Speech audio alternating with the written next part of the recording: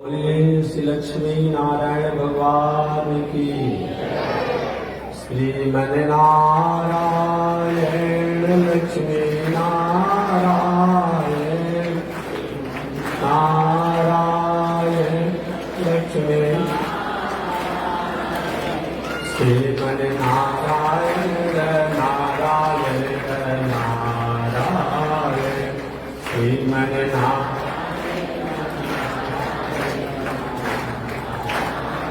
बोले श्री लक्ष्मी नारायण भगवान की। अनंताचार्य कृपया वेदांत द्वयपारगम रामकृष्णान सद्भक्तम विश्वक्सेन मुनिम भजे। परमाराध्य श्री लक्ष्मी नारायण भगवान नित्य वंदनीय पूज्य गुरुदेव श्री त्रिदंडी स्वामी जी महाराज के जुगल चरणों में कोटिशः नमन। भगवत भागवत आचार्य कैंकर्य पारायण महानुभाव पावन भूमि पर पावन कथा को आप श्रवण कर रहे हैं। पावन कथा प्रसंग अंतर्गत आपने पिछले दिन श्रवण किया होगा। इस सृष्टि के प्रारंभ में भगवान नारायण से लेकर के ब्रह्मा जी और ब्रह्मा जी से लेकर और कौन कौन से आगे चल करके वंश परंपरा में ब्रह्मा जी के यशस्वी तेजस्वी राजा हुए। उस वंश में कौन कौन भगवान के अंशावतार लोग प्रकट हुए, इन पावन कथाओं को आप श्रवण करें। तो चलिए एक बार मैं याद दिला दूं। भगवान श्रीमन नारायण के नाभि से कमल, कमल से ब्रह्मा, ब्रह्मा के मरीचि अत्रि इत्यादि ऋषि पुत्र हुए, कर्दम ऋषि पुत्र हुए। ब्रह्मा जी को संतुष्टि नहीं मिली ऐसी सृष्टि पर, तो ब्रह्मा जी ने मनु शत्रुपा को प्रकट किया। मनु शत्रुपा इस पृथ्वी के, इस दुनिया के, इस विश्व के, ब्रह्मांड के प्रथम मनु जी राजा बने, शत्रुपा जी प्रथम रानी बने। मनु शत्रुपा के वैवाहिक मर्यादा से दो पुत्र हुए, प्रियव्रत और उतानपाद। तीन कन्याएं हुई, आकृति, देवहूति, प्रसूति। मनु जी की बड़ी बेटी आकृति का विवाह रुचि नाम के प्रजापति के साथ हुआ, जिनसे यज्ञ और दक्षिणा पुत्र हुए। और उन यज्ञ दक्षिणा से तोष, प्रतोष, संतोष इत्यादि संतान हुए। मनु महाराज की दूसरी बेटी देवहूति है। उन देवहूति का विवाह ब्रह्मा जी के पुत्र कर्दम ऋषि के साथ हुआ, जिन कर्दम ऋषि के पुत्र भगवान कपिल देव हुए, जो विवाह शादी नहीं किए, अतः इनसे वंश परंपरा आगे नहीं बढ़ा। और कर्दम ऋषि की 9 कन्याएं हुई, कला, अनसुईया इत्यादि।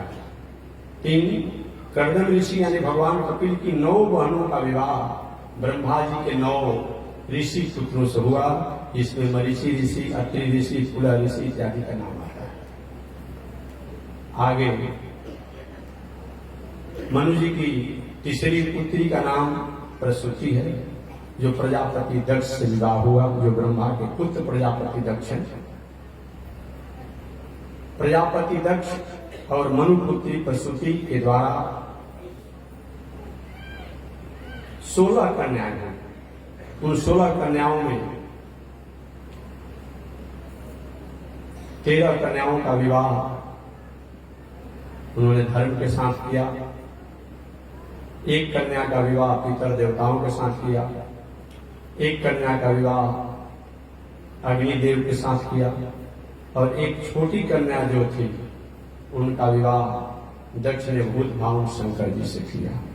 सबके वंश परंपरा चले। शंकर जी द्वारा दक्ष पुत्री सती से कोई संतान नहीं हुआ, क्योंकि सती जी जुआ अवस्था में ही अपने पिता के यज्ञ में पिता द्वारा भूत भावन शंकर जी को अपमानजनक व्यवहार और बर्ताव करने के कारण पिता के जग में ही मृत्यु को प्राप्त है। इस प्रकार मनु जी के तीनों पुत्रियों के वंश को मैंने संक्षिप्त में सुनाया। आकृति देवहूति प्रसूति का। मनु जी के प्रथम पुत्र प्रियव्रत जी थे, दूसरे पुत्र का नाम उतानपाद। प्रियव्रत जी बड़े तो थे, राजगद्दी पर बैठने के अधिकारी भी थे, परंतु प्रारंभ अवस्था में प्रियव्रत जी बाबा बनने के मन में इच्छा हुई और घर द्वार छोड़ करके चले गए जंगल में तपस्या करने लगे। अब हुआ कि भाई राजकाज की व्यवस्था कौन संभालेगा, तो मनु जी के दूसरे पुत्र जो उतानपाद हैं उन्हीं को राजगद्दी पर बैठाया गया। मनु जी ने अपने छोटे पुत्र को अधिकारी बनाया और मनु जी अपने पुत्र उतानपाद को राजगद्दी पर बैठा करके अपनी पत्नी के साथ तपस्या साधना करके अपने जीवन को कृतार्थ किए, मंगल किए, वैकुंठ को प्राप्त किए। इधर उतानपाद जी का 2 विवाह हुआ। प्रथम पत्नी का नाम था सुनीति, उन सुनीति से ध्रुव जी हुए और दूसरी पत्नी का नाम था सुरुचि, उससे उत्तम बने। उत्तम जुआवस्था में बिना विवाह किए ही मृत्यु को प्राप्त किए, जक्षों से संग्राम करके जुड़ गए। ध्रुव जी महाराज तपस्या साधना करके आए तो उतानपाद ने अपना मुख्य और वास्तविक अधिकारी मान करके ध्रुव जी को राजगद्दी पर बैठाया। ध्रुव जी ने राजकाज की व्यवस्था को संभाला। समय से ध्रुव जी ने अपने पुत्रों को अधिकार दे करके और ये भी 36,000 वर्षों तक शासन करते हुए भगवान के धाम के बगल में ध्रुव लोक में जाकर के अपना निवास बनाया। ध्रुव जी के वंश परंपरा में एक यशस्वी राजा हुए अंग ने गलती से मृत्यु के पुत्री सुनीता से विवाह किया, जिसे एक नास्तिक पुत्र हो गया जिसका नाम पड़ा राजा बेन। इतना परेशान कर दिया अपने पिताजी को राजकुमार बेन ने कि पिताजी को राज छोड़ करके जंगल में भागना पड़ा और स्वयं बेन राजगद्दी पर बैठ गया। राजगद्दी पर बेन बैठने के बाद पूरे दुनिया में घोषणा कराया, कोई पूजा पाठ यज्ञ दान नहीं करेगा तो मेरे नाम पर करना। अंत में मंत्रियों ने, विद्वानों ने समझाया, नहीं माना तो एक दिन राजा बेन को मंत्रियों द्वारा मार दिया गया, प्रजा द्वारा मार दिया। ऐसे राजा रह कर क्या करेगा।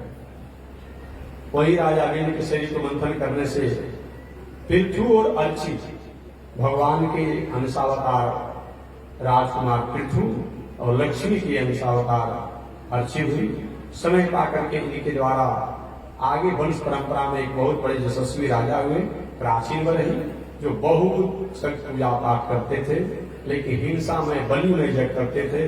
नारद जी ने समझा करके अहिंसा व्रत का पूजा किया। प्राचीन वही के वंश परंपरा में बहुत आगे चलने पर प्रचेता दक्ष हुए और प्रचेता दक्ष के 11,000 पुत्र हुए। उन 11,000 पुत्रों को नारद जी ने साधु बना दिया, बाबा बना दिया, समझा बुझा करके।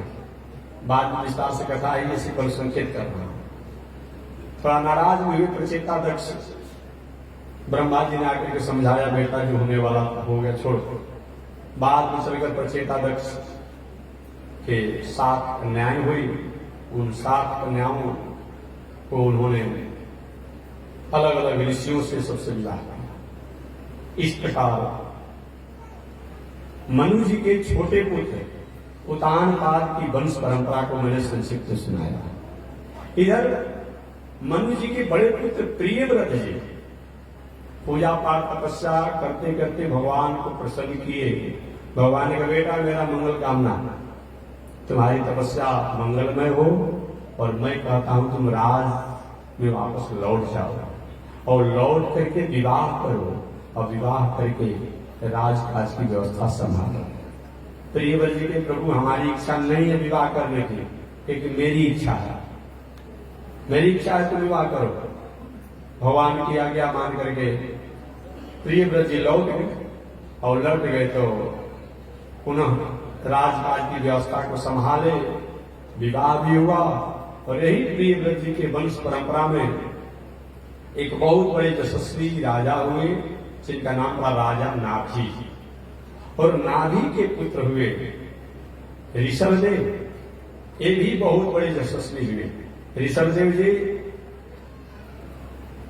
के 100 पुत्र थे। उन 100 पुत्र में 9 पुत्र 9 योगेश्वर बन गए, परमहंस साधु बन गए। 81 पुत्र जो है कर्मकांड के प्रचारक बन गए। और एक प्रधान पुत्र थे ऋषभदेव के, जिनका नाम था भरत। उन भरत के नाम पर ही इस देश का नाम प्रथम बार भारतवर्ष पड़ा। ये राजगद्दी राज को संभाले। और शेष 9 पुत्र जो थे ऋषभदेव के, वो अलग अलग भागों के राजा बने।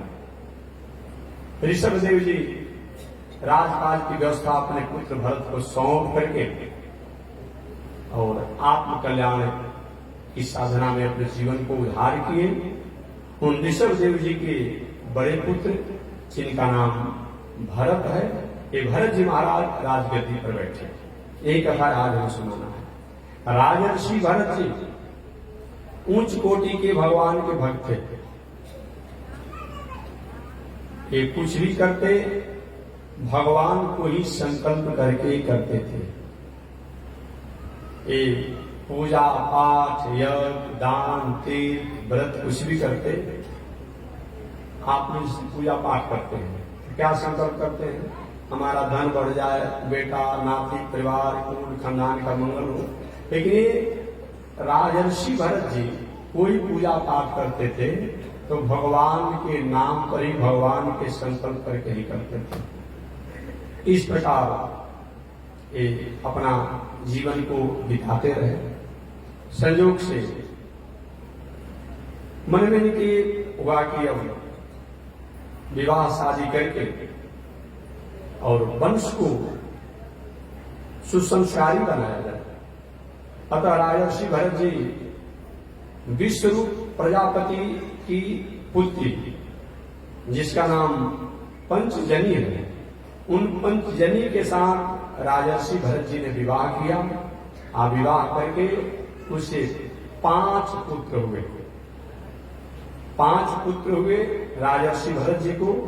और उन 5 पुत्रों में श्रेष्ठ पुत्र जो थे धूम्रकेतु, ये राजर्षि भरत जी के बाद इनके गद्दी पर मुख्य राजा के रूप में होकर के राजकाज की व्यवस्था संभाले।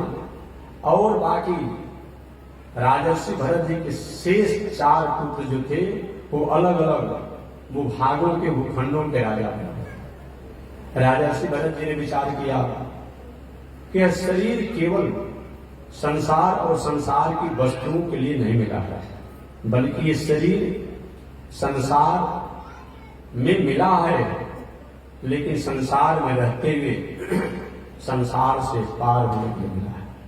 हमेशा मैं निवेदन करता हूं, हम गाड़ी पर बैठे हों, ट्रेन की यात्रा कर रहे हो, जहाज की यात्रा कर रहे हो, ये साधन है।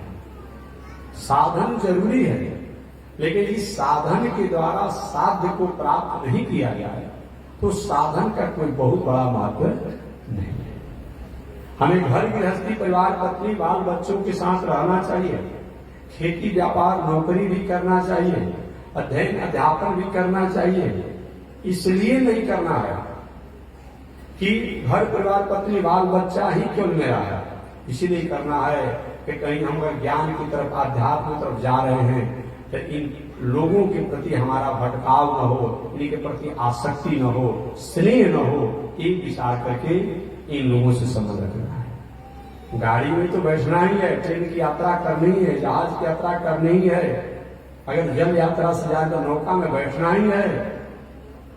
लेकिन नौका में बैठकर हम आगे अपने गंतव्य की यात्रा करेंगे तो अपने साध्य की तरफ हमेशा हमें ध्यान देना चाहिए। लेकिन हम क्या करते हैं, साधन मिलने पर साध्य को हम भूल जाते हैं, इसीलिए हमारे जीवन में दुख होता है। आपने कभी सुना होगा, कभी पढ़ा होगा, जिसमें धर्मराज युधिष्ठिर से यक्ष ने प्रश्न किया था, किम आश्चर्यम, इस दुनिया में सबसे बड़ा आश्चर्य क्या है? धर्मराज युधिष्ठिर ने कहा कि इस दुनिया में सबसे बड़ा आश्चर्य है लोगों को मरते हुए जाते हुए रोज देखते हैं हम लोग, लेकिन एक दिन भी मन में भावना नहीं होती है कि एक न एक दिन हमको भी काल के गाल में जाना है। अगर ऐसा अगर हम जान लेते तो हमारे द्वारा निश्चित रूप में अपने यात्रा की, अपने मार्ग की, अपनी मृत्यु की हम तैयारी कर लेते हैं। लेकिन आश्चर्य है, एक रोज लोगों को मरते हुए देखते हैं, सब करते हैं। अरे कभी कभी तो ऐसी हम चर्चा करते हैं कहीं शमशान पर गए, अरे आज का जीवन का कोई भरोसा नहीं है, जीवन का ठिकाना नहीं है, अब जब तक शमशान का लाश जलती रहेगी चर्चा होगी। आज घर आए कहीं पत्नी सुन रही हो, बिना समय के बरसात बारिश हो रही थी, स्नान कर लिए, ठंडा लग गया, थोड़ा कॉफी पिलाओ, थोड़ी सी विज्ञान बुलाया जाता है। अगर हम जान ले कि सही में हमें भी जाना है, उसी दिन उसी क्षण हमारे जीवन में कहीं न कहीं बैराग हो जाएगा। कभी मैं सुनाते रहता हूं आपको, सिकंदर जो था एक शासक, सिकंदर बहुत लोगों पर, बहुत राजाओं को, बादशाहों को अपने कब्जा में किया था। सिकंदर जब मरने की बारी आई तो अपने मंत्रियों से कहा कि देखो भैया, मैं जब मरूंगा ना तो मरने के बाद मेरे हाथों को दफन से बाहर कर देना, और दफन से केवल बाहर ही नहीं करना है, अगर केवल मेरे हाथ की मुट्ठी कहीं बंदी हो तो उसको खोल भी देना। मंत्रियों ने कहा ऐसी परंपरा तो नहीं है कि दफन में किसी को बांध दिया जाता है, बाहर रहता है तो भीतर ही बांध दिया जाता है, और आप बादशाह साहब कह रहे हैं कि बाहर कर दीजिएगा और हाथ को खोल दीजिएगा, कि मेरी इच्छा है ऐसा करना। महाराज ऐसी क्यों आपकी इच्छा है, क्यों ऐसा आप चाहते हैं? सिकंदर ने कहा कि मैं दुनिया को, संसार के लोगों को यह जनाना चाहता हूं कि हे दुनिया में रहने वाले लोग, मैं बादशाह था, सब कुछ मैंने अपने अनुसार किया, लेकिन मैं जा रहा हूं सबे छोड़ करके, और हाथ को खोल करके जा रहा हूं, कुछ भी मेरे साथ नहीं जाता है। ये उपदेश देने के लिए, अब समझिए उस शासक भी मरते समय कम से कम उसके मन में आया। तो हम और आपको सबसे बड़ा आश्चर्य यही है कि लोगों को मरते हुए सुनते हैं, देखते हैं, लेकिन कभी अपने बारे में नहीं सोचते हैं। अगर अपने बारे में सोच लेते तो हमारे भी जीवन में किसी प्रकार की जो ऐसी विसंगतियां हैं उसको त्यागने के मन में भावना हो जाती। बाकी तो मरना जीना लगा है और लगे रहेगा। देखिए, मैं एक हरिद्वार की कथा हमेशा सुनाते रहता हूं, बात समझ लीजिएगा। हरिद्वार की कथा हमेशा सुनाता हूं। एक संत जी की, संत जी हरिद्वार में रहते थे, मरने का समय हो गया था। शिष्यों ने कहा गुरु जी, हम लोग की इच्छा है कि आपको काशी में ही आप मरते तो अच्छा होता। संत ने कहा किंग, लोगों की ऐसी इच्छा है कि काशी में मरते हैं। संत जी ने कहा सुनो, वृक्ष से पत्ता टूट करके गिर गया, चाहे नदी की धारा में बह जाए, चाहे किसी कूड़ा करकट पर पत्ता गिर जाए, चाहे और कहीं चला जाए, या कुछ पत्ते को कटोर करके सुखवा करके कहीं अग्नि में जला दे, या कुछ को फाड़ दे, फेंक दे, फूक दे, गला दे, खेतों में उपज के लिए डाल दे, इसका कोई मतलब नहीं है। पत्ता का महत्व तभी तक था जब तक वृक्ष की टहनियों से लगा हुआ था। तो ये जिस शरीर से हमको जो करना था वो मैंने कर लिया। अब ये शरीर चाहे हरिद्वार में गिर जाए व काशी में गिर जाए, इसका कोई मतलब नहीं है। कहने का तात्पर्य है कि शरीर जो है ठीक है, किसी न किसी प्रकार से कहीं दैविक भौतिक ताप द्वारा हमारा आप ये जाता है, सबका, तो एक व्यक्ति की बात नहीं है, कोई दैहिक और भौतिक। दैहिक ताप क्या कहा जाता है? दैहिक ताप, हार्ट अटैक हो गया, ब्रेन हेमरेज हो गया, लीवर फेल कर गया, किडनी फेल कर गया, बीपी शुगर इत्यादि लो बहुत हो गया, ये दैहिक। देह में ही भीतर जो हमारे द्वारा कभी कफ रुक गया, कभी बात रुक गया, कभी पित्त के कारण जो हो जाता है, आत्म के कारण, माने शरीर के रोगों के कारण जो हमारी मृत्यु होती है, ये क्या है? ताप है। भौतिक ताप क्या है? भौतिक माने भूत प्राणी, भूत प्राणी माने दूसरे 5 प्रकार के तत्वों से बने हुए लोगों द्वारा। जैसे कि आप जा रहे हैं, किसी को सांड मार दिया, भैंसा मार दिया, किसी व्यक्ति ने मार दिया, किसी गाड़ी ने धक्का मार दिया, किसी जीव ने खतरा पहुंचा दिया, बाघ हो, सिंह हो, सुअर हो इत्यादि हो, एक क्या है, एक भौतिक ताप है। किसी ने लाठी से मार दिया, किसी ने गोली से मार दिया, ये भौतिक ताप है। दैहिक और भौतिक। और दैविक ताप क्या है, जा रहे थे अचानक बिजली गिर गए आकाश, ये दैविक ताप है। ये किसी न किसी प्रकार से तीनों तापों द्वारा हम मरा पाते हैं।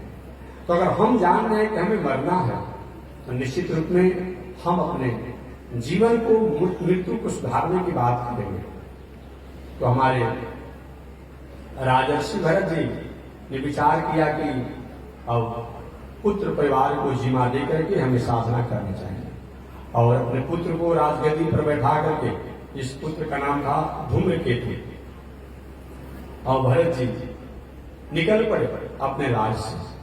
और घूमते घूमते घूमते भरत जी पुलह आश्रम आ गए। पुलह आश्रम, जिनको हम लोग अपनी भाषा में हरिहर क्षेत्र कहते हैं, सोनपुर कहते हैं, उसका पुलह आश्रम नाम है। प्राचीन काल में हरिहर क्षेत्र का नाम पुलह आश्रम है, बाद में हरिहर क्षेत्र भी है। अभी हम लोग सोनपुर के भी नामों से जानते हैं। जैसे बक्सर अलग अलग समय में अलग अलग नामों से जाना गया, उसी प्रकार से हरिहर क्षेत्र। 4 गो क्षेत्र बताए गए, हमेशा मैं कहता हूं। एक है भृगु क्षेत्र, जिसको बलिया आप कहते हैं, हरिहर क्षेत्र जिसको सोनपुर आप कहते हैं, और भृगु क्षेत्र, हरिहर क्षेत्र। एक है कुरुक्षेत्र, जो आप जानते हैं कुरुक्षेत्र के बारे में। और चौथा जो है वराह क्षेत्र, जहां वराह भगवान प्रकट हुए थे। ये 4 गो क्षेत्र पवित्र बताए गए हैं, वैकुंठ के समान और स्वर्ग के समान देवत्व में बताए गए हैं। इन 4 क्षेत्रों में एक पुलह आश्रम यानी हरिहर क्षेत्र सोनपुर की यात्रा किए, और गंडकी के तट पर इन्होंने अपना आश्रम बनाया, और आश्रम बना करके हरिहर क्षेत्र पुलह ऋषि आश्रम पर ये राजर्षि भरत जी साधना करने लगे। आज आश्रम किसे कहा जाता है? आश्रम का मतलब ऐश आराम और आयासी जीवन के लिए नहीं, एक मध्यम जीवन के लिए चाहिए, भोजन भी चाहिए, कपड़ा चाहिए, लेकिन विलासी और आयासी जीवन के लिए आश्रम नहीं होता है। आश्रम का मतलब होता है आसमंताश्रम, जहां जाने के बाद हमारा श्रम दूर हो जाए, उसका नाम क्या है? आश्रम है।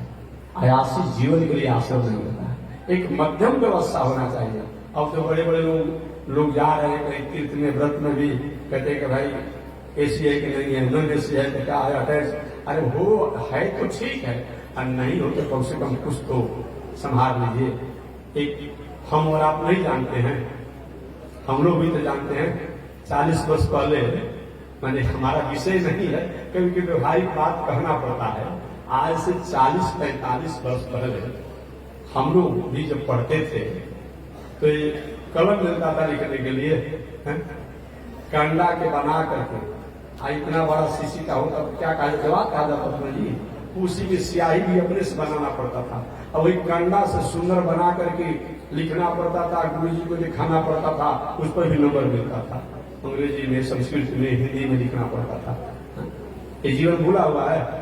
बरसात के समय या गर्मी का समय होता तो क्या करते, अपना गंजी कुर्ता गमछी निकाल करके भर दुपहिया लोग फाँकते रहते थे। रात्रि में कहीं किसी का होता जाकर थोड़ा सा ठंडा होना होता, ये भूला हुआ है, अब भूलने की चीज है। इसीलिए जीवन व्यक्ति को कितनी भी बड़ी ऊंचाई पर पहुंच जाए, याद रखिए, व्यक्ति कितना भी ऊंचाई पर पहुंच जाए, बड़ा से बड़ा बन जाए, लेकिन अपने पूर्व तीत को, पूर्व स्थिति को, पूर्व घटना को अगर कहीं याद रखता है तो ऊंचाई पर पहुंचने के बाद भी उसमें अहंकार आने की संभावना नहीं रहती है, ईगो आने की संभावना नहीं रहती है, क्योंकि जानता है कि किस तरीका से हमने रहा है, ये जानता है। इसीलिए मैं निवेदन करना चाहता हूं कि आश्रम का मतलब जहां जाने के बाद हमारा दैहिक, दैविक, भौतिक सभी प्रकार के श्रम जो है दूर हो जाए, अर्थात जहां जाकर के हमारे जीवन में किसी प्रकार के त्रुटियां हो, खामियां हो, दोष हो, बुराइयां हो, उसको त्यागने के मन में संकल्प और भावना हो जाए, उसका नाम क्या है? आश्रम। राजर्षि भरत जी पुनः आश्रम पर अपना डेरा डाल दिए और वही तपस्या साधना कर। देखिए, तपस्या साधना तो होना चाहिए। कभी कभी रोड पर लिखा मिलता है, सावधानी हटी और दुर्घटना घटी। ये केवल लिखा नहीं है, कभी कभी घटनाएं घट जा रही है, हो जाती है, थोड़ी सी सावधानी होने के हटने के कारण। अब समझिए, इन्होंने राज छोड़ दिया, पाठ छोड़ दिया, पत्नी को छोड़ दिया, बेटा को छोड़ दिया और अपने प्रजा को छोड़ दिया, सब कुछ छोड़ दिए। ये पुनः आश्रम पर तपस्या साधना कर रहे हैं। संयोग से एक दिन इनके सामने एक बहुत बड़ी घटना घटी राजर्षि भरत जी के सामने। क्या घटना घटी?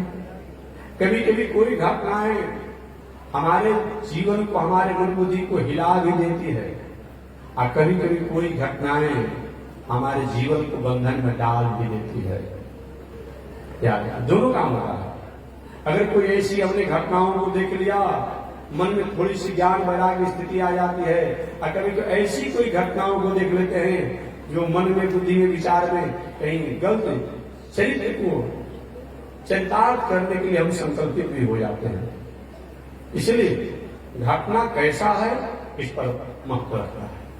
और एक दिन घटना हुआ, ये राजर्षि भरत जी जो पुनः आश्रम जो हरिहर क्षेत्र जो है, इस हरिहर क्षेत्र के इस गंडकी नदी के पावन तट पर ये अपना डेरा डाल करके तपस्या साधना आराधना कर रहे थे।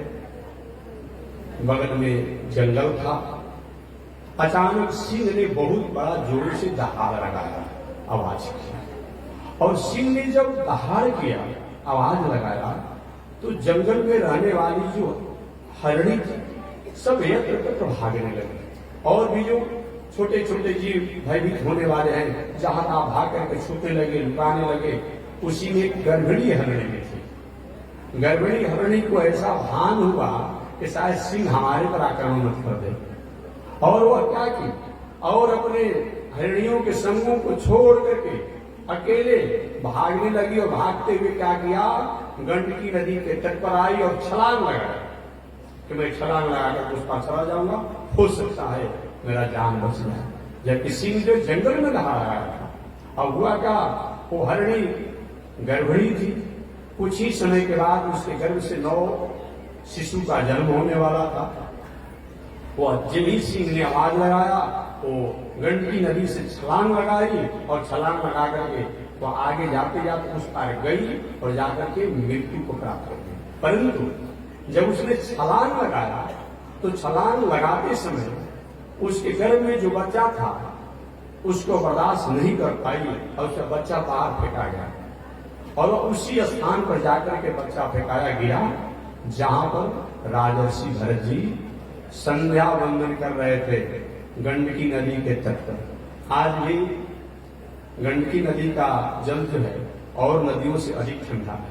कभी आप सोनपुर जाएंगे तो अनुभव करेंगे, गंगा जी से ठंडा अधिक है उसका जल। ठंडा का समय भी था, गंडकी नदी का जल भी ठंडा, और गर्भिणी तो बच्चों को बाहर फेंक करके उस गर्भ से बाहर निकल गया, और जाकर जहां पर राजर्षि भरत जी वहीं गिर गया बच्चा जल में, और वो जाकर उधर अपने मृत्यु को प्राप्त किया। उस बच्चे को, उस शावक को, हरिण के शावक, छोटे शावक को देख करके उनको दया आ गई, ये छोटा बच्चा है, इसकी माता तो उस पर जाकर के मृत्यु को प्राप्त कर गई। अब इसका तो कोई अभिभावक है नहीं, न माता है, न पिता है, न कोई है, कौन उसकी रक्षा करेगा? ये छोटा जीव है, इसको छोड़ दूंगा तो हिंसक जीव जो इसको खा जाएंगे, और दया से इस धर्म न दूजा, दया के समान दूसरा कोई धर्म नहीं होता है, इसकी हमें रक्षा करनी चाहिए। दया होनी चाहिए, लेकिन दया का एक सीमा होनी चाहिए। ऐसे भी नीतिकारों ने कहा है कि 5 वर्षों तक बालक को लाड़ प्यार स्नेह देना चाहिए, 5 वर्ष से 10 वर्ष हो तो थोड़ा सा संस्कार की तरफ प्रेरणा देना चाहिए, और 10 वर्ष से 15 वर्ष का हो तो शिक्षा की तरफ प्रेरणा देना चाहिए, और 15 वर्ष से ऊपर का जो हो, जितना हो, शिक्षा के अलावा कोई समझौता नहीं। और जे भी 30 वर्ष की अवस्था में हो जाए तो चाहे आपका बेटा ही क्यों न हो, उसको भाई और मित्र जैसा व्यवहार करना चाहिए। और ढेर 35-35 वर्ष का हो गया, अनुशासन करेंगे तो भी आंख दिखाने लगेगा। अगर उसके अनुकूल कोई बात नहीं करेंगे तो थोड़ा सा आंख को भी हमको समझा रहे हैं, हमको समझ नहीं आ रहा, ऐसा न हो। इसलिए संस्कार अगर आपको देना हो, अनुशासन करना हो तो 5 वर्षों तक आप 5 वर्षों से 10 वर्षों तक संस्कार दीजिए। अरे भाई, अब 3 वर्ष के लड़का को बहुत संस्कार देंगे तो क्या करेगा वो? इसलिए अनुशासन, संस्कार और शिक्षा, ये शिक्षा जे भी 30-35, हालांकि शास्त्र तो 25 वर्ष बताया गया है, लेकिन हम आप लोग अनुकूलता अनुसार कुछ कोई कोई बात भूल देते हैं। बात समझिए ना, लेकिन बताया गया है 25 वर्ष तक, 25 वर्ष तक बताया गया है, लेकिन हम आप लोग की बातों की भावना को याद करके बोल देते हैं कि कम से कम 30 वर्ष तक, 35 वर्ष तक के बाद जो आपका बेटा है, कितना भी पढ़ाई है, लिखा है, सब कुछ हुआ है, लेकिन उसके साथ या तो मित्र जैसा या तो भाई जैसा व्यवहार कीजिए। ये मत बहुत अनुशासन शासन मत कीजिए, और शासन अनुशासन का समय नहीं। दया होनी चाहिए, लेकिन दया का एक सीमा होना चाहिए। कैसे दया करना, किस पर दया करना, कब तक दया करना। अब 20 वर्ष का लड़का हो गया है, आप लाख प्यार गुरु में बैठा कर खिलाते हैं पिलाते हैं, कैसे लड़का को बाहर मजा करेंगे, स्कूल भेजेंगे, अकेले कैसे रहेगा? अरे भाई, जब था अकेले, अब हो गया, मेमोरी हो गया, स्मरण शक्ति हो गई, उसको स्कूल भेजिए, पढ़ाइए, लिखाइए। 10 वर्ष के बाद जो है ऐसा करिए। नता जो माता पिता अपने पुत्र को समय से संस्कार और शिक्षा नहीं देते हैं, वह बैरी है, वह शत्रु है, अच्छे नहीं। ये होना चाहिए। तो प्रेम तो होना चाहिए, दया तो होना चाहिए, लेकिन दया का एक सीमा होना चाहिए। राजर्षि भरत जी को मैं ही तो इसका सब कुछ हूं, कौन इसका पालन पोषण करेगा? अब अपने आश्रम पर ले गए, उसको गर्म कपड़ा शरीर में लपेट दिए, ठंडा के समय था, आग तपाए और अपने आश्रम पर रख दिए। धीरे धीरे वह मिर्ग शावक थोड़ा बड़ा हो गया, और बड़ा हो गया तो फुदकने भी लगा। कुत्ता था, कभी कभी देखता जब राजर्षि भरत जी बैठते पूजा करने के लिए तो उनके सामने उछलने लगता। अरे बेटा, ऋषि कुमार हो, बैठो। अब छोटा था, बैठ बैठ कर कभी चुप लगा जाए। पुनः कभी कभी आगे उनके जा करके और उनके समझा के हवन की लकड़ियों को अपने मुंह से लेकर के छिड़ देगा, बेटा ऐसा मत करो, चुप लगा। कभी कभी के पीठ पर चढ़ जाता, और इसी प्रकार से चहल कदमी जो है वो मृग शावक करते रहा। इतना स्नेह हो गया, इतना स्नेह हो गया कि जो 3 काल संध्या पूजा करते थे तो उनका 2 काल हो गया। कभी कभी इतना उस मृगा के बच्चा में आसक्त हो गए कि कहीं अगर मैं चला गया, मृत्यु को प्राप्त हुआ तो कौन इसकी रक्षा करेगा, हिंसक जीव खा जाएंगे। अब उसी की चिंता में रहने लगे, और समय बीतने लगा। बीतते बीतते तो इनका पूजा पाठ संध्या वंदन एक टाइम हो गया, एक टाइम हो गया। एक दिन मृग शावक जब धीरे धीरे बड़ा हो गया था, और बड़ा जब हो गया तो एक दिन मृगों का झुंड जा रहा था, उस स्वभाव और अपने स्वजातियों के झुंड में जाकर के मिल गया। तो देखो, हो सकता है झुंड में बहुत दिनों के बाद गया है तो अपने स्वजातियों के साथ आनंद में रहेगा और शाम को लौट कर आ जाएगा। अब इसी स्नेह में थे, और शाम हो गया, लेकिन लौट करके मृग का बच्चा नहीं। अब बच्चा क्या छुआ हो गया है, नहीं आया। अरे मेरा बेटा नहीं आया। अब अगले दिन उसको ढूंढने के लिए निकल पड़े। कहते, हे सूर्य, हे वनस्पति, हे वृक्ष, हे पर्वत, हे पहाड़, हे पौर्णिम, हे अग्निदेव, हे पृथ्वी, कहीं भी मेरा पुत्र मृग शावक हो, मृगा का बच्चा हो, उसको आप जरूर हमारे आश्रम पर भेज दीजिए, उसके बिना मैं रह नहीं पाऊंगा। और ऐसे करते करते एक दिन उसी की शोक में, उसी की सोच में राजर्षि भरत जी मृत्यु को प्राप्त हो गए। अपना सारा दिन चिंता छूट गया। जो 3 टाइम संध्या वंदन पूजा पाठ होता, अब एक टाइम नहीं होता, बंद हो गया। और उसी के सोच और शोक में राजर्षि भरत जी मृत्यु को प्राप्त हो। मृत्यु होने के बाद राजर्षि भरत जी का अगले जन्म में मरकर के मिर्गा बने। क्या बने? मिर्गा बने। क्योंकि शास्त्र कहता है जम जम वापी स्मरण भावम तेजम त्यक्तम कलेवरम, जो जो जिस भावना को लेकर के मरता है वही प्राप्त होता है। अब मिर्गा का ही चिंतन ध्यान में रहते थे, इसलिए मरकर के अगले जन्म में मिर्गा बन गए। अब एक प्रश्न होता है दर्शन विचार के अनुसार कि तब पूजा पाठ करने का क्या मतलब है? जब पहले जो इतना पूजा पाठ किए उसका सुकृत कुछ नहीं हुआ। अरे भाई ठीक है, मिर्गा के बच्चा में उनकी आसक्ति हो गई, लेकिन जो पूजा पाठ किए उसका भी तो कुछ फल होना चाहता था, पर नहीं था। भले मिर्गा की जोनी को प्राप्त किए, लेकिन इनको ज्ञान रहा कि मैं पूर्व जन्म में राजा था, चक्रवर्ती सम्राट था, घर द्वार राजपाट राजपत्नी बाल बच्चों को छोड़ करके मैं तपस्या करने आया था। और संयोग से इस मिर्गा का जन्म भी वही हुआ, वही गंदगी, वही पूरा आश्रम क्षेत्र में हुआ। ये मिर्गा तो जरूर बना, दूसरे जन्म में बन गए, लेकिन और मृगों के समान इनका वैसा बात नहीं रहता। ये जाकर हरी हरी घासों को खा करके और वही गंडकी नदी का जो रेती जो होता टापू उसी पर जाकर लेते रहे। समय बीतते चला गया, एक दिन गंडकी नदी में बाढ़ आई और उसमें क्या हुए, ये जीवन को समाप्त हो गया।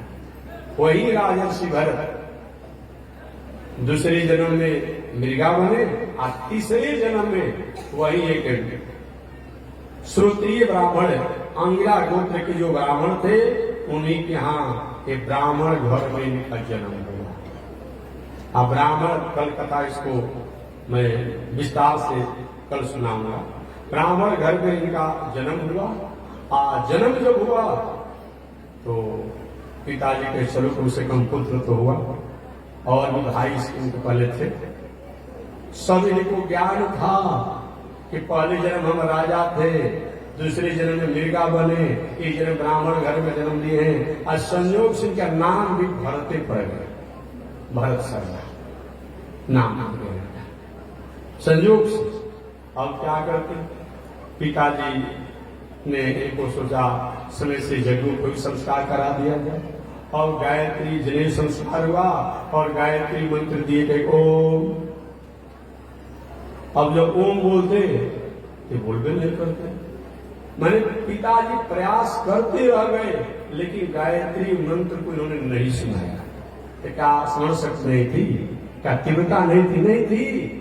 ये जानते थे कि पिताजी को गायत्री मंत्र आज सुना देंगे तो कल कहेंगे बेटा जाकर जजमान के यहाँ कहीं जनेऊ करा दो, कहीं जजमान के यहाँ विवाह करा दो, कहीं जजमान के यहाँ अमृत करा दो। तो जिस झंझट से हम बचना चाहते, 2 जन्मों से हम भटक रहे हैं, वही भटकाव तो पुनः आ जाएगी। इसलिए पिताजी पढ़ाते रह गए, लेकिन एक अक्षर भी पिताजी को नहीं सुनाए, और तो इनका नाम रखते जड़ भरत। अरे जड़े हो गया तो उनका नाम क्या पड़ गया? जड़ भरत। यही जड़ भरत जी हो गए।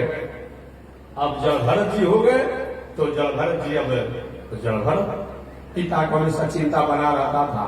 हमारी माताओं को या अभिभावक पुरुष वर्ग में उनको रहता है, जो पढ़ा लिखा लोग होता है उनको बहुत ध्यान नहीं रहता है, लेकिन जो लड़का गूंगा होता है, पढ़ा लिखा नहीं होता है, मूर्ख होता है, पागल होता है, उसके प्रति चिंता रहती है कि भाई लोग खिलाएंगे पिलाएंगे सेवा करेंगे, कौन सेवा करेगा मेरे बाप, उनको भी चिंता बनी रहती थी। लेकिन पर कोई प्रभाव नहीं पड़ा। एक दिन पिताजी काल के गाल चले गए, माता जी भी चली गई। अब घर में भाभी या भाई लोग थे। अब कहते कि 2 थाली खाता है, 3 बार खाता है, और 2 आदमी के तेरे भोजन करता है, काम करता है नहीं, हमें सावधाना देते। अब कोई कहता तो मुस्कुरा करके रह जाते, मुस्कुरा करके रह जाते, बोलते ही नहीं थे। पिताजी ने जब वक्त कह दिया था।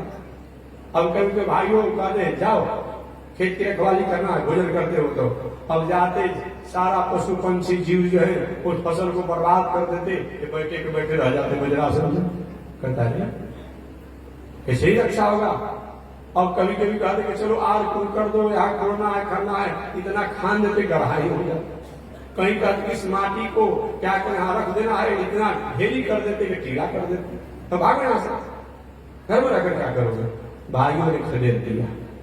अब कहाँ जा रहे हैं पता नहीं, कहां जा रहे हैं पता नहीं है, कब लौट कर आएंगे पता नहीं है।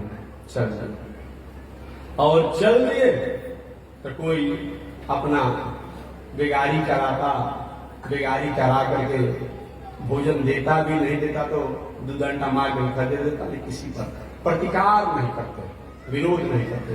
कोई दया आ जाती तो कोई भोजन भी दे दे, किसी को बोलते ही नहीं। कोई धूल भी फेंक देता, अरे पागल है, कोई ढेला भी मार देता, कोई किसी पर प्रतिकार नहीं। इस प्रकार जड़ भरत जी स्वभाव से जड़ भरत बन करके और दुनिया में घूम रहे हैं। बोले तब जब राजा रघुगण से इनकी मुलाकात, तब पता चला करे तो मूर्ख नहीं है, ये तो बहुत बड़े ज्ञानी हैं। तो ही जब भरत जी महाराज एक बार रास्ते में जा रहे थे, तो रास्ते में जा रहे थे तो सौवीर देश का राजा था जिसका नाम था राजा रघुगण। राजा रघुगण के कहार उनको पालकी पर लेकर के जा रहे थे, और लेकर के जब जा रहे थे एक कहार का तबीयत खराब हो गया। तबीयत जब खराब हो गया तो जिस और शेष जो कहार थे कहे कह रहे रास्ते में हाथा कटाते सुंदर थे, और इनको पकड़ के लाएगा। सुनो, राजा के कहानी करने के लोग तरसते रहते हैं कि हमको राजा अपनी सेवा का मौका है, चलो लग जाओ। मुस्कुराते बोले ही नहीं, पालकी में लग गए। अब पालकी में जब लग गए तो लगने के बाद अब कभी कभी रास्ते में जा रहे हैं, अचानक कहीं छुट्टी को देख कर रुक जाते। अब एक भाई कुछ चल रहा है, रुकेगा तो क्या होगा, पालकी में बैठने वाले को छूट लगेगी ना। कभी कभी देखते कि भाई ये तो रुकने से काम नहीं चलेगा। अब जा रहे हैं, अब देखते 2-4-10 छुट्टी छूटा है, उछल कर टप जाते हैं। अब जब कोई पालकी उठाया हो आगे उछड़ेगा तो बैठने वाले को चोट लगेगा। अरे क्या कर रहे हो, कहाँ हो, तुम पहचानते नहीं हो, मैं वह दंड दूंगा जो यमराज नहीं दे पाते हैं। राजा भी यमराज के समान होता है। कहार ने महाराज हम लोग का दोष नहीं है, ये नया कहार आया है ना जुआ, यही ऐसा कर। अच्छा यही श्रीमान जी हैं, राजा ने डर कहा, यही श्रीमान जी हैं, ये तो बहुत दुबला पतला है, शायद बहुत दिनों तक भोजन नहीं किए, शरीर बहुत पतला है, तो मैं वह दंड दूंगा जो आपको याद हो जाएगा। अभी तक ये बोले नहीं थे, बोले नहीं थे, अब ये भी कहा कि मैं वह उपचार करूंगा जो आपको याद हो जाएगा। उसी में जड़ भरत जी ने कहा मूर्ख देगा। संत महात्मा बहुत बोलते नहीं, लेकिन कभी बहुत कुछ होता है बोला मूर्ख देगा। मेरा उपचार तुम करोगे, तुमने क्या कहा कि मैं वह दंड दूंगा जो यमराज देते हैं। हठा कथा है, अरे शरीर पतला मोटा होता है लेकिन शरीर में रहने वाला आत्मा तो मोटा होता नहीं है। किसको तुम दंड देने की बात करते हो, किसको तुम दंड देने की बात करते हो। जैसा तुम हो ऐसा मैं, तुम्हारा शरीर भी 5 तत्वों से बना है, हमारा भी शरीर 5 तत्वों से बना है। किसको क्या करोगे, एक मिट्टी के ढेरी पर और मिट्टी को गाड़ दिया जाए तो क्या मिट्टी पर बोझ पड़ेगा। तुम्हारा भी शरीर 5 तत्वों से बना, हमारा भी शरीर 5 तत्वों से बना है। ये पालकी भी जो है ये प्रकृति द्वारा ही बनी हुई है, और इस पालकी में बैठा हुआ व्यक्ति भी 5 तत्वों से बना हुआ, तो भार कैसा। एक माटी के ढूंढने पर माटी को गाड़ दिया जाए तो भार कैसा। बहुत बड़ा ज्ञानी भी होता है। और क्या किया, सभी देश का राजा रघुगण रोको, कहा रो पालकी, और रुकने के बाद कहा महाराज मैं जा रहा था भगवान कपिल देव के यहाँ ज्ञान सीखने के लिए सागर के तट पर, क्या साक्षात आप भगवान कपिल देव ही तो नहीं यहाँ दर्शन देने के सर्विस में आ गए। आप कौन हो, आपकी भाषा तो विद्वानों जैसी लगती है, देखने से पता नहीं चलता है। आपने कहा कि किसको तुम दंड दोगे, दंड किसको दोगे। अरे महाराज क्या शरीर का दंड होगा तो दंड का नहीं अनुभव होगा। एक ये बताओ दंड किस प्रकार का। बटलोही को गर्म किया जाता है और बटलोही में जल डाला जाता है, जल गर्म होता है, और जल में चावल डाला जाता है तो भात बनता है। तो पहले ताप बटलोही को प्राप्त हुआ, और बटलोही के बाद जल गर्म होगा, और जल से चावल गर्म होगा और भात बन गया। तो क्या आपके शरीर पर जो दंड दिया जाएगा वो शरीर से आत्मा को दंड नहीं मिलेगा? सुनो, तुम पढ़े लिखे तो हो नहीं, लेकिन संत महात्माओं के यहाँ बैठ करके कुछ कहने का तुम्हें अधिकार प्राप्त हो गया है। एक संसार आत्मा का तुलना संसार से तुम कर रहे हो, आत्मा का और धर्म का तुलना तुम संसार के वस्तुओं से कर रहे हो। ये बताओ, ठीक है, चावल को तो तुम सिद्ध कर सकते हो, और उसी खौलते हुए जल में अगर पत्थर डाल दिया जाए तो क्या हो जाएगा? वो कोमल होगा, वो सिद्ध होगा, कोई प्रभाव नहीं पड़ेगा। उसके बाद पुनः आत्मज्ञान को उपदेश दिए। एक सुनो, गेहूं को पीस करके आटा बनाया जा सकता है, और आटा को पीस कर क्या करोगे? आटा को पीस करके क्या करोगे? बताओ क्या करोगे? समझ गया कि बहुत बड़ा ज्ञानी आदमी है। महाराज क्षमा कीजिए, मेरे द्वारा अपराध हो गया। और सारा आत्मज्ञान आत्मोपदेश को जब भरत जी महाराज ने दिया और राजा रघुवर वहीं से लौट गया। अब हमें जाने की आवश्यकता नहीं है, जो ज्ञान मिलना चाहिए यही पे मिलेंगे। इस प्रकार जब भरत जी महाराज वहां से तो 5 मिनट में कथा आपको सुना ही देता हूं, तब पुनः वाणी को आज विराम दे दूंगा। पुनः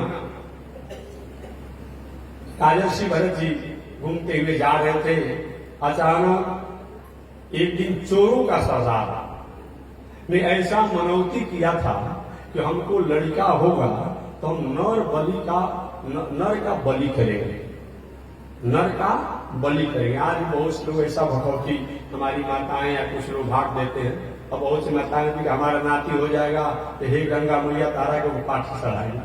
और आपका लड़का नाती कहीं गंगा किनारे या नदी किनारे गया हो और घुटना भर जल में होकर डूबने लगता है तो चिल्लाते हो कि हमारे नाती को बेटा को बचाइए, और उस बकरी के बच्चा को अपन गंगा जी फेंक देते हो। तो फेंक देते हो तो उसको कुछ छोड़ता है, दूसरा निकाल करके पेट में हजम कर जाता है। तो आपके निमित्त हिंसा हो रहा है। ऐसा कभी बकौती मत बांधो, चाहे सुअर के, बकरा के, मुर्गा के, जो भी कि ऐसा होने को नहीं कीजिए। कुछ लोग कहते महाराज जी भागा तो हमारा काम हो गया। देखिए, काम होना और नहीं होना ये तो दुनिया में लगा हुआ है, बात समझ लेगा।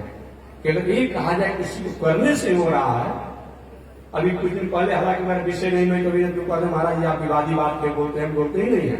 मैं निवेदन किया एक बार, कुछ लोगों ने कहा महाराज जी हम लोग सिटी जाते हैं, जो मनोकामना तो जीतने तो सब काम हो जाना चाहिए। 1000 लोग गए, उसमें 100 लोग का काम हुआ, 900 लोग का नहीं हुआ। तब अरे भाई, हमारा काम कर्म तो हमारे कर्मों अनुसार होते रहेगा। बात समझिए, हमारे कर्मों के अनुसार होते रहेगा, तो हम कभी भी बुरे कर्मों को क्यों करेंगे? हमारे वैदिक परंपरा में कोटि कोटि करोड़ों करोड़ों लाखों लाखों देवता देवी हैं, अब इनसे आपको संतुष्टि नहीं है। अब जाते हैं कहां कहां, नहीं, हम किसी के प्रति अनादर नहीं है, लेकिन हमारी समर्पण जो है अपने वैदिक परंपरा पर भी होनी चाहिए। याद रखिए, हम किसी का अनादर नहीं करेंगे, लेकिन हमारा समर्पण वैदिक परंपरा के जो है, हमारे देवता हो, देवी हो, भगवान हो, ईश्वर हो, वहां हो तब तो ठीक है। अन्यथा जहां गए जब जैसा तब तैसा, ये बात अच्छी नहीं है। चलिए मैं प्रसंग से अंत समय में निवेदन करूं। अब उसने मनौती किया था, संयोग से उसको पुत्र हो गया, तो उसने समझा कि हो सकता है भद्रकाली को मैंने ऐसा किया, इसलिए हो गया। और क्या किया, अब ढूंढ रहा था बहुत दिनों से, नर पशु को मिल जाता। संयोग से ही जब भरत जी महाराज मिल गए, अब मिल गए तो लोगों ने पकड़ कर ले गया। महाराज जी बहुत सुंदर नर पशु है, इससे भद्रकाली बहुत पसंद हो जाएगी।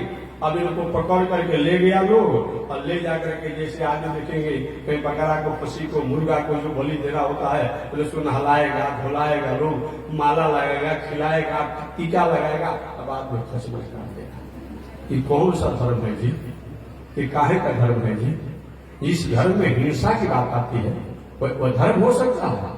नहीं, ये धर्म आभास हो सकता है। अब इनको स्नान ध्यान कपड़ा लाता, तिलक माला सब लगाया गया, और लगाने के बाद जब ही इन जो भद्रकाली के सामने जो बाजा बजाओ, और जो चोरों का सरदार तलवार लेकर के काटना चाहा, उसी समय भद्रकाली प्रकट होकर के क्या की, वो जो चोरों का सरदार था उसी का ही गर्दन काट दिया और इनकी रक्षा हो गई। पुनः वहां से निकल गए। इस प्रकार ये निकल कर गए और आगे बढ़ गए। तो यही जड़ भरत जी महाराज घूमते फिरते और अंत में इन्होंने यह संदेश दिया है, क्षेत्रज्ञ आत्मा पुरुष पुराण। ये दुनिया में हम और आप जो भी हो, इस सबके लिए इन्होंने राजा रघुगण को भवाटवी का भी उपदेश दिया, जो कथाएं आप लोग बहुत सुने होंगे, जाने होंगे। भवाटवी का मतलब क्या होता है? भव माने संसार, अटवी माने जंगल। ये संसार ही जंगल है। इस जैसे जंगल में जाते समय लुटेरा हमें लूट लेते हैं, तो करना क्या चाहिए? जंगल में रहने वाले जो निवास करने वाले जो रहते हैं जंगल में, और उनको अपना मित्र बना लेंगे, हम उनके साथ अगर जंगल में भीतर जाएंगे तो आप लूटे भी नहीं जाएंगे और जंगल में रास्ता भी नहीं भूलेंगे। तो हमारा ये संसार जो है काय भवाटवी है। इस संसार रूपी जंगल में अगर हम परमात्मा जो यहाँ के यात्री हैं, यहाँ के रहने वाले हैं, निवासी हैं, अगर उनसे हमारा मैत्री हो जाता है, यह संसार ये जंगल है, इनमें भूलने भटकने की संभावना है, लेकिन उनको मित्र का बना लेते हैं तो वेद शास्त्र श्रुति स्मृति इतिहास पुराण रूपी मार्गों को दिखाते हुए हमें सत्य पर परे पहुंचा देते हैं। अतः जीवन में हमें हमेशा हमेशा के लिए अपने स्वरूप की रक्षा करने के लिए हमें उन परमात्मा को अपना मित्र बना करके, अपना आराध्य बना करके, और वेद शास्त्र इतिहास पुराण श्रुतियों को हम मार्ग और पंथ बना करके अगर जीवन जीते हैं तो हमारा कल्याण होता है। इस प्रकार जब भरत जी महाराज ने अपनी साधना आराधना करते हुए अपने जीवन को समाप्त किया, मोक्ष को प्राप्त किया, यहीं पर श्रीमद् भागवत महापुराण कि जब भरत संवाद समाप्त होती है और यहीं पर श्रीमद् भागवत महापुराण के अनुसार द्वितीय दिवस की कथा विश्राम लेती है। श्रीमद् भागवत महापुराण सप्ताह जो सुनने वाले हैं उनको चाहिए कि दूसरा दिवस की कथा यहीं पर विश्राम होना चाहिए। ये दूसरा दिवस की कथा जब भरत की कथा के मोक्ष पर विश्राम होती है, और कल से हम लोग श्रीमद् भागवत महापुराण के तृतीय दिवस मतलब तीसरे दिवस की कथा में प्रवेश करेंगे। तो शेष चर्चा अगले दिन। आज इसी के साथ वाणी विराम। एक बार भगवान का नाम है। श्रीमन नारायण लक्ष्मी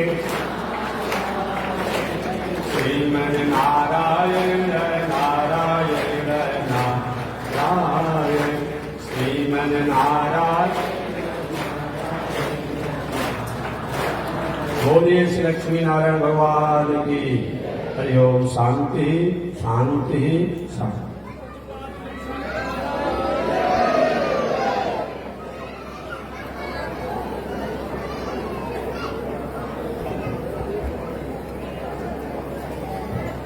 ओम चंद्रमा मनसो जात चक्षो सूर्यो अजायत श्रोत्राद्वायुष प्राण समुखादग्निरजायत श्रीश्वते लक्ष्मी शवज्ञा बहुरात्रे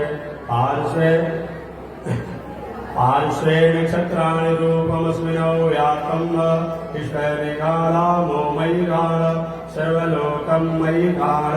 श्री लक्ष्मी नारायण भगवान की जय। विश्ववंदनाता श्री तिरंगी स्वामी जी महाराज की जय। हरि ओम। शांति शांति शांति।